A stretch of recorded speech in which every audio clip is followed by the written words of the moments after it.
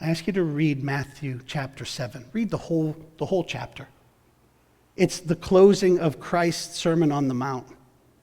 In fact, let me read it for you, because I want you to get it all unedited. Jesus speaking at the close of his greatest teaching. Do not judge, or you too will be judged. Ha! See, there you go. Pastor Jeff, you're too judgmental. Let's continue.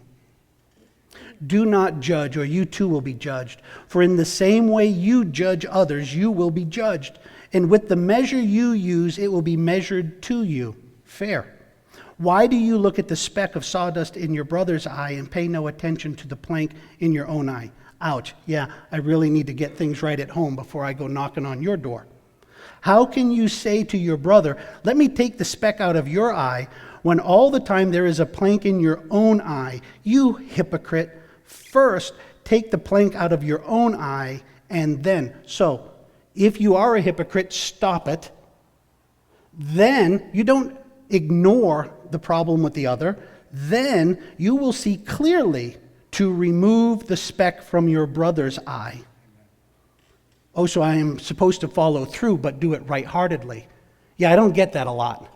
It's amazing how much out of context you hear Scripture, isn't it? Next verse, check this out. This really drives the point home. Jesus speaking. Next verse. Do not give dogs what is sacred. Do not throw your pearls to pigs. Well, how am I supposed to know if they're pigs or not? I guess I have to judge. I guess I have to actually look to discern who they are. That's right. Do not throw your pearls to pigs. If you do, they may trample them under their feet and turn and tear you to pieces. Some of you have been torn to pieces because you're playing with the pigs. And I'm pleading with you to stop. Next verse, Jesus continuing. Ask and it will be given to you. Seek and you will find. Knock and the door will be opened to you. For everyone who asks receives. The one who seeks finds. And the one who knocks, to that one the door will be opened. Which of you, if your son asks for bread, will give him a stone? Or if he asks for a fish, will give him a snake?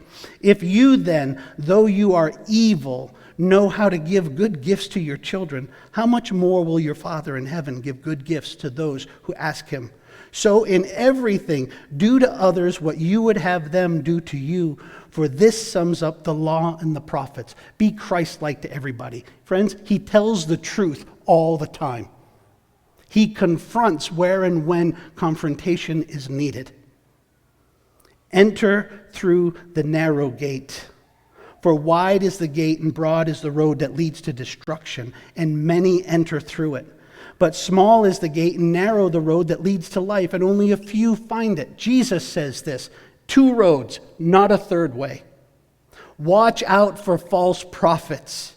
They come to you in sheep's clothing, but inwardly they are ferocious wolves. They tell you that there's more than just these 2 roads. They come to you as ferocious wolves, but by their fruit you will recognize them. Do people pick grapes from thorn bushes or figs from thistles? Likewise, every good tree bears good fruit, but a bad tree bears bad fruit. This is why people don't like the lights on when they're lying and deceiving. Because you know what? A good look at fruit will tell you about the root. And bad roots bring bad fruit consistently. Likewise, every good tree bears good fruit, but a bad tree bears bad fruit. A good tree cannot bear bad fruit, and a bad tree cannot bear good fruit. You can't tell a book by its cover. Yes, you can. That's what Jesus says. When the cover is covered with fruit, you'll know what's going on.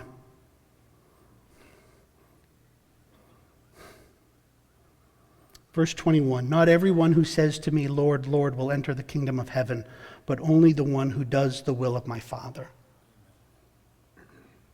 Many will say to me on that day, Lord, Lord, did we not prophesy in your name, and in your name drive out demons, and in your name perform many miracles? Then I will tell them plainly, I never knew you. Away from me, you evildoer. You had a world-class resume, and you were never redeemed. You were some men who were talking smack in my church. You were stirring people up and trying to pull them away. Paul says it in Galatians.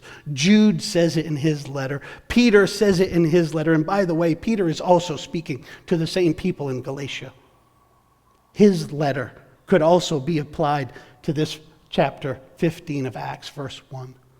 Jesus makes it clear.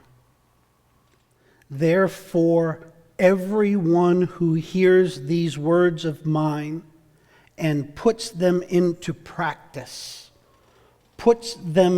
practice, is like a wise man who built his house on the rock. Paul taught the people of Galatia how to build their houses of their lives on the rock of Christ. We are here to do the same and to equip the saints to live this out together